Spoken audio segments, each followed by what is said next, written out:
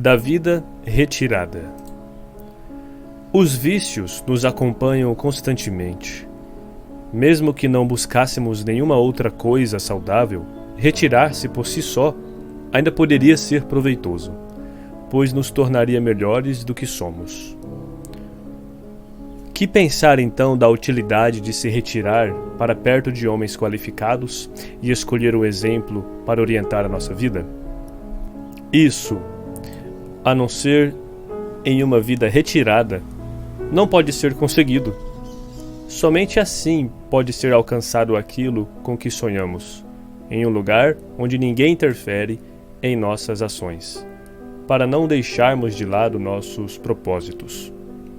Somente dessa forma pode-se conduzir a vida segundo o único princípio, em lugar de fragmentá-la com projetos diversificados. Por exemplo, dentre todos os males, o pior de todos é quando resolvemos mudar nossos defeitos. Passar de uma coisa para outra pode agradar, mas ao mesmo tempo é vergonhoso, uma vez que nossas decisões tornam-se levianas. Hesitamos e somos levados para cá e para lá. Abrimos mão de nossos anseios, reclamamos do que abandonamos. As mudanças se alternam entre a nossa ambição e o nosso arrependimento. Dependemos inteiramente dos julgamentos alheios, e parece-nos melhor aquele que tem muitos pretendentes e adoradores, e não o que deve ser elogiável e desejável. Nem avaliamos o caminho do bem e do mal por si, mas pela quantidade de pistas, sendo que nenhuma assinala retorno. Perguntas: o que dizes, Sêneca? Abandonas os teus pares? Teus amigos estoicos dizem com certeza que até o último momento da vida estaremos em ação. Não desistiremos de trabalhar para o bem comum, de ajudar cada um, até considerar o poder de dar auxílio ao inimigo debilitado pela idade. Somos os que não damos privilégio a nenhuma idade, e, como diz aquele homem respeitadíssimo, apertamos nossos cabelos brancos com o capacete. Nós estamos entre os que, mesmo diante da morte, não ficamos parados, e se as circunstâncias permitirem, nem mesmo para a própria morte será dado descanso. Por que nos repassas os preceitos de Epícoro junto aos princípios de Zenão? Por que, em lugar de trair Zenão, visto que ele te causa aborrecimentos, não o abandonas completamente? Quero provar que não estou em conflito com a doutrina estoica, nem eles estão contra os próprios ensinamentos. Mesmo que eu os abandonasse, seria desculpado, porque continuaria seguindo os exemplos deles. O que passo a dizer será dividido em duas partes. Em primeiro lugar, alguém pode, desde a primeira idade, se entregar inteiramente à contemplação da verdade e buscar viver a razão de viver, praticando de forma reservada. Depois, vou mostrar que, em idade já avançada, o homem, com plena capacidade, pode continuar servindo e orientando os demais, tal como as virgens vestais, que gastaram muitos anos entre vários ofícios para aprender funções sagradas. Depois, passavam a ensinar aos outros aquilo que tinham aprendido. 2. Demonstrarei que isso também agrada aos estoicos. Não porque eu siga uma lei que proíbe dizer algo contra Zenão e Crisipo, mas porque a própria situação me fez seguir a opinião deles. Pois, se alguém está ligado à posição de uma única pessoa, seu lugar não é na cúria, e sim entre as facções partidárias. Se tudo fosse bem explicado e sendo a verdade professada abertamente, nada teríamos de mudar em nossas decisões. Agora buscamos a verdade na companhia daqueles mesmo que nos ensinam a respeito delas. As duas maiores correntes filosóficas, a dos epicuristas e a dos estoicos, discordam entre si sobre esse tema, embora por caminhos diversos concordem com a vida retirada. Epícoro diz: o sábio não deve ter acesso a negócio público, a não ser que seja obrigado. Zenão fala: exerça a função pública, a não ser que haja algum empecilho. Dessa forma, Um ordena, por princípio, a vida retirada. Outro pressupõe para isso uma causa. Mas o termo causa tem sentido amplo. Se a república estiver tão corrompida que não possa ser ajudada, se estiver toda tomada pelo mal, o sábio iria dedicar-se ao não realizável, empenhar-se para não conseguir nenhum resultado. Acrescente-te que, se tiver pouca autoridade e pouca força, a própria república não iria aceitá-lo se a saúde o impedisse. Assim, como não se lança ao mar um navio com o casco danificado, nem se alistaria no exército quem estivesse debilitado, da mesma forma, não se deve empreender uma caminhada para a qual se sabe não estar capacitado. Portanto, aquele com plena capacidade física, antes de procurar problemas, pode colocar-se em segurança e, imediatamente, dedicar-se a artes nobres, vivendo em ócio justificado, cultivando virtudes que podem ser praticadas no mais absoluto retiro. O que se exige do homem é que seja útil ao maior número de semelhantes, se possível. Caso não consiga, sirva a poucos, ou aos mais próximos, ou a si mesmo. Ao tornar-se útil para os demais, acaba por iniciar um trabalho comunitário. Da mesma forma como quem se degenera prejudica não apenas a si, mas também a todos os quais poderia prestar auxílio caso fosse melhor. Quem se aprimora apenas por isso já beneficia os outros, já que apronta quem vai poder beneficiá-los no futuro. 3. Suponhamos que haja duas repúblicas, uma grande e verdadeiramente pública na qual vivem homens e deuses e na qual nada se vê apenas por um ângulo, medindo a sua extensão pelo percurso do sol, e outra é aquela que nos foi dada ao nascer. É a dos atenienses ou a dos cartagineses ou qualquer outra que não pertença a todos os homens, apenas a algum deles. Há indivíduos que se dedicam ao mesmo tempo a ambas, outros apenas a menor e outros ainda somente a maior. A República Maior, mesmo na vida retirada, podemos servir, o que me parece até ser melhor, podendo ainda inquirir o que é a verdade, se há uma ou muitas, se é a natureza ou a prática que faz os homens bons.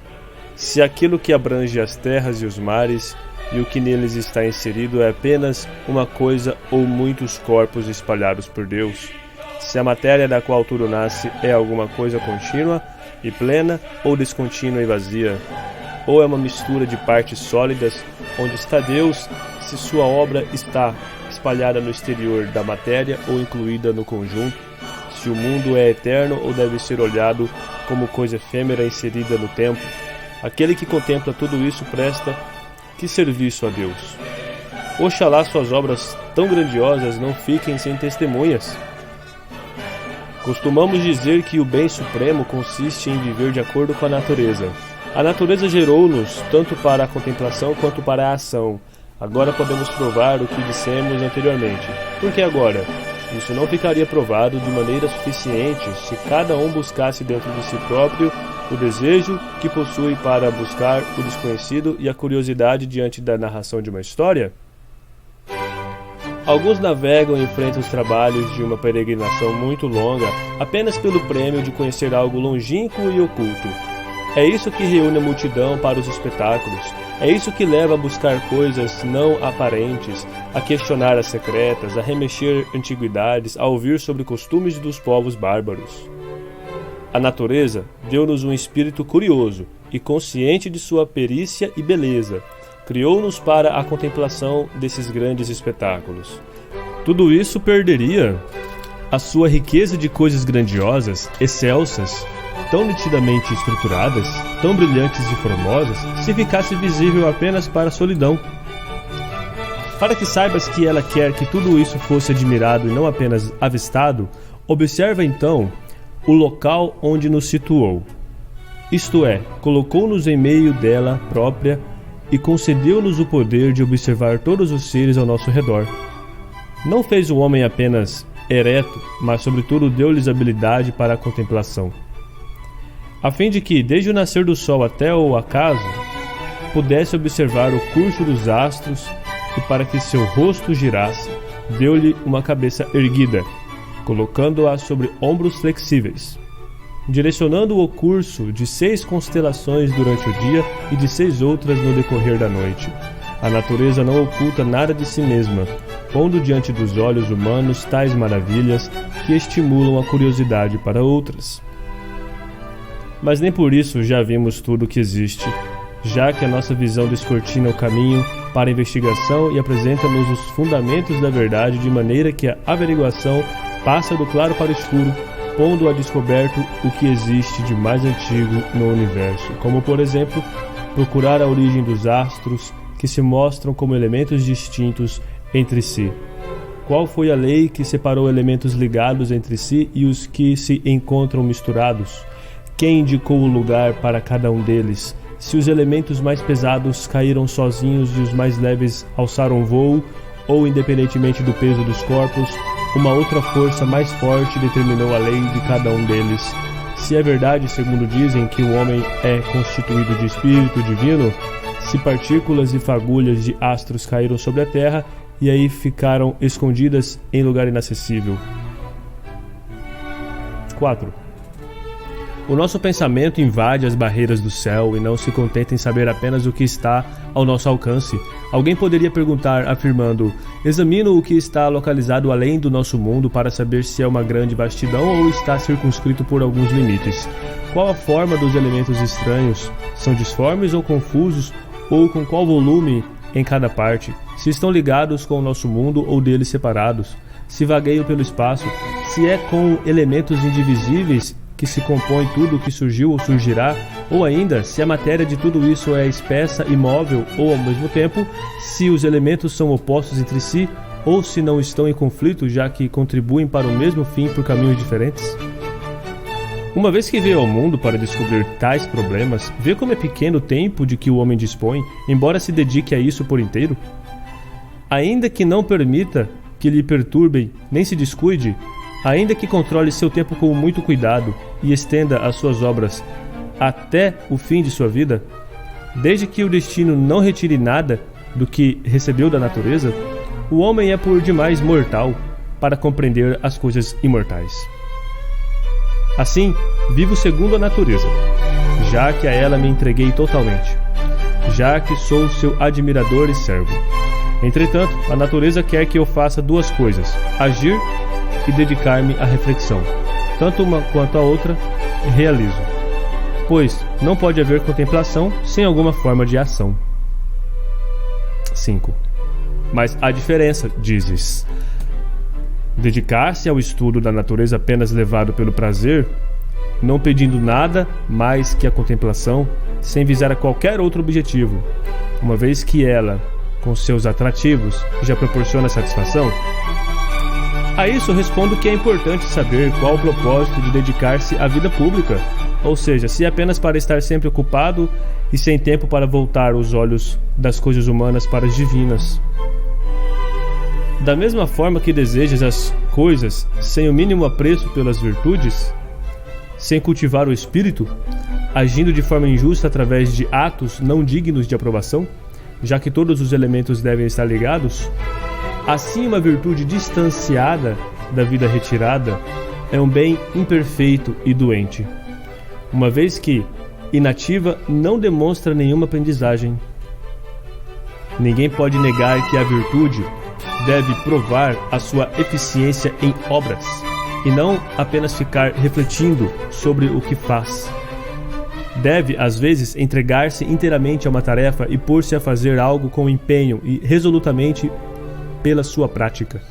Se o atraso na execução não decorre por causa do sábio, então não é o agente que está em falta, e sim aquilo que deve ser feito. Por que razão, então, condená-lo a ficar recluso? Com que propósito o sábio se retira para o sossego? É para ter certeza de que, também ali, deve praticar atos que serão de utilidade para toda a posteridade.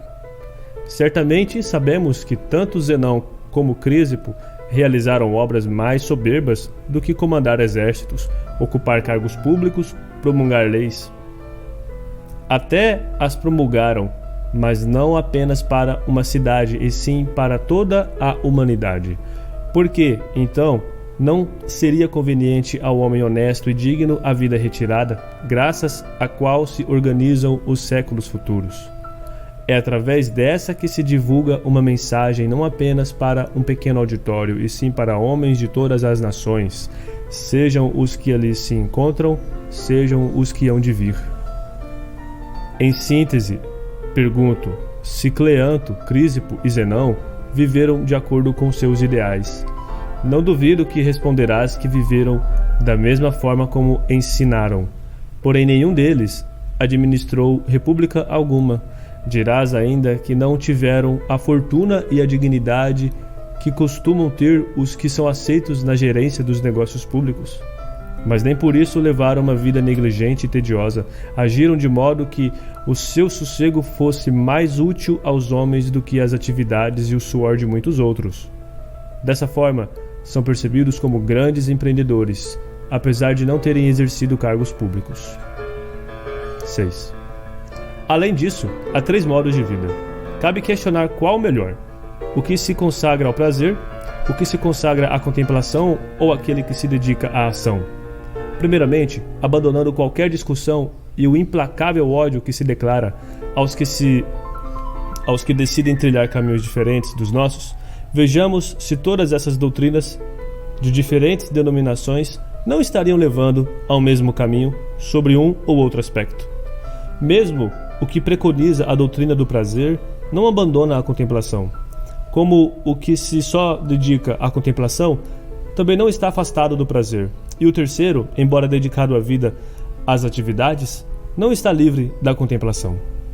Dirás que existe uma sensível diferença entre alguma coisa ser proposital ou estar direcionada para alguma intenção. Evidentemente, há diferença. Porém, uma coisa não acontece sem a outra. Nem contemplação sem ação, nem ação sem contemplação, nem o terceiro, que consideramos negativo, o prazer, demonstra ter um prazer apático, uma vez que captura aquilo que a razão assinala como estável para si. Por esse motivo, também, a comitiva do prazer é ativa. E por que não seria? É ativa porque Epicuro declara em algum lugar que se afastaria do prazer e até suportaria a dor se o prazer fosse amenizado pelo arrependimento, ou uma dor menor substituísse outra mais séria. Por que importa dizer tais coisas? Importa deixar claro que a contemplação agrada a todos. Uns a desejam como fim último, nós a temos como um ponto de passagem, não como um ponto de chegada. Acrescente-se a tudo isso que, segundo a lei de Crisipo, é lícito viver uma vida retirada. Não digo resignar-se a ela, mas escolher voluntariamente esse modo de vida. Dizem que o sábio não deve aproximar-se de qualquer tipo de negócio público. Não importa qual caminho que ele escolhe para o descanso final. Pode acontecer que os negócios públicos não o escolham. Pode acontecer que ele não os escolha.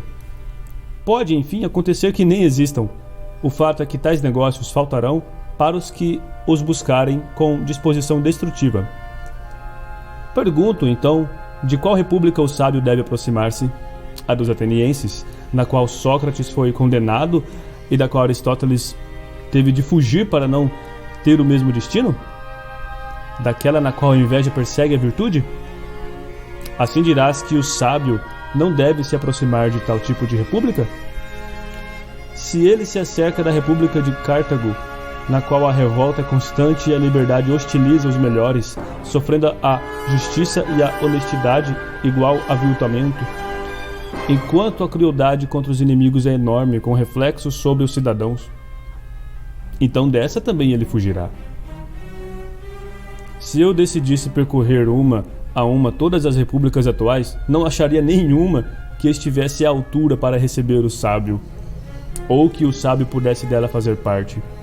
Já que não se pode encontrar a república de nossos sonhos, então nos invade a necessidade de descanso, porque não encontramos nenhum lugar que possa substituir a vida retirada. Se alguém disser que navegar é ótimo, mas em seguida advertir que não se deve fazê-lo por águas onde são frequentes os naufrágios e nas quais as tempestades desorientam os pilotos, concluo que esse indivíduo me aconselha a não enfrentar o mar, por mais que louve a navegação. Fim.